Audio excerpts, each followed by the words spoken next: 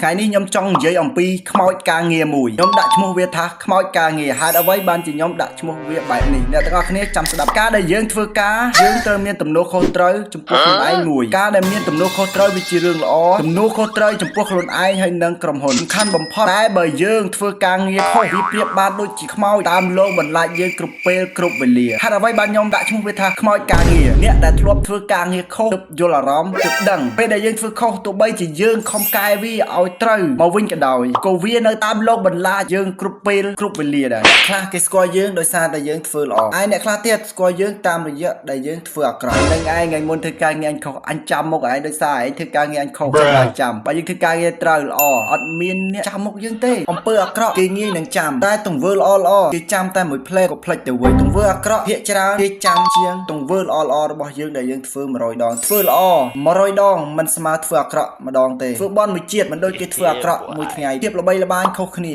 អ្នកខ្លះល្បីដោយសារតែការធ្វើល្អហើយអ្នកខ្លះទៀតល្បីដោយសារធ្វើអាក្រក់ហើយទាញផលប្រយោជន៍ពីការធ្វើអាក្រក់មកដាក់ផលប្រយោជន៍របស់ខ្លួនឯងបើយើងធ្វើការងារនេះខុសគេចាំយើងសឹងមួយជីវិតនឹងហើយបានខ្ញុំដាក់ឈ្មោះវាថាជាខ្មោចការងារជាចុងក្រោយខ្ញុំអត់មានអ្វីច្រើនទេសូមអរគុណសូមជម្រាបលាកុំភ្លេច share និង follow ខ្ញុំម្នាក់មួយអរគុណ